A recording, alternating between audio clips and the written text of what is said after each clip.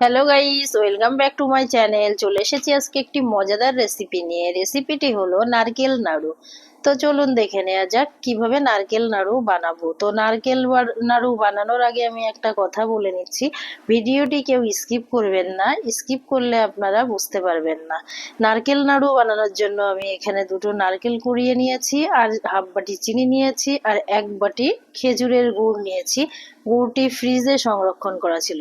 এবার গ্যাস ওভেনে কড়াই দিয়ে দিয়েছি, কড়াইতে আমি গুড় দিয়ে দিচ্ছি এক বাটি, এরপরে হাফ বাটি চিনি দিয়ে দিলাম, দিয়ে অল্প একটু জল অ্যাড করে দিয়েছি। যেহেতু গুড়টা ফ্রিজে ছিল একটু শক্ত হয়ে গেছে, তারপরে একটু মিশ্রণটাকে আমি ভালো করে মিক্সড করে নিচ্ছি। নিয়ে একটু ফুটে উঠলে তারপরে আমি কুড়িয়ে রাখা নারকেলগুলোকে ঢেলে দেব। তো দেখুন এখানে অনেকটা ফুটে উঠেছে, 2-3টে এলাচ দিয়ে দিলাম। তারপরে নারকেল কুড়িয়ে রাখা ছিল সেটাকে ঢেলে দিলাম। তারপরে আমি নারকেলটা ভালো করে মিক্সড করে নিয়ে গুড়ের সঙ্গে চিনির সঙ্গে দিয়ে একটু ভালো করে ভাজা ভাজা করে নেব। যে সকল বন্ধুরা আমার এই ভিডিও দেখে কমেন্ট করে, তাদের কমেন্টগুলো পড়তে আমার ভালো লাগে।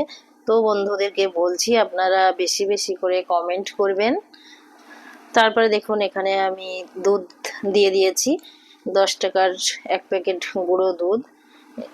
নারকেল নাড়ুর ভিতরে এটা দিয়ে দিলে একটু টেস্টটা ভালো হয়। তারপরে একটু মিক্সড করে দিচ্ছি ভালো করে, দুধটা যাতে মিশে যায় নারকেলের সঙ্গে। দিয়ে একটু ভালো করে নাড়াচাড়া করে ভাজা ভাজা করে নিচ্ছি। দেখুন এখানে নারকেলটা অনেকটাই ভাজা ভাজা হয়ে গেছে, এখানে একটা ডোয়ের মতো তৈরি হয়ে যাচ্ছে। এটা দেখলে আপনারা বুঝবেন নারকেল নাড়ুটা হয়ে গেছে, মানে নাড়ু বানানোর মতো পারফেক্ট হয়ে গেছে। আর এটা আমি গ্যাসের চুলোয় একটা লো ফ্লেম করে দিয়ে ভেজে নিয়েছি 5 মিনিটের মতো। তারপরে দেখুন এখানে এটা আমি নামিয়ে নিচ্ছি। নারকেলটা 5 মিনিটের মতো ঠান্ডা হতে দিয়েছি, দিয়ে হাতে একটু আমি সাদা তেল লাগিয়ে নিয়েছি। নিয়ে নারকেল নাড়ুটা গোল গোল পাকিয়ে নিচ্ছি। দিয়ে নারকেল নাড়ুটা আমার এখানে হয়ে গেছে। তো বন্ধুদের যদি ভালো লেগে থাকে লাইক, কমেন্ট ও শেয়ার করবেন। আর আমার এই নিউ কিচেন চ্যানেলে নতুন হয়ে থাকলে চ্যানেলটি সাবস্ক্রাইব করবেন। Tata, bye bye.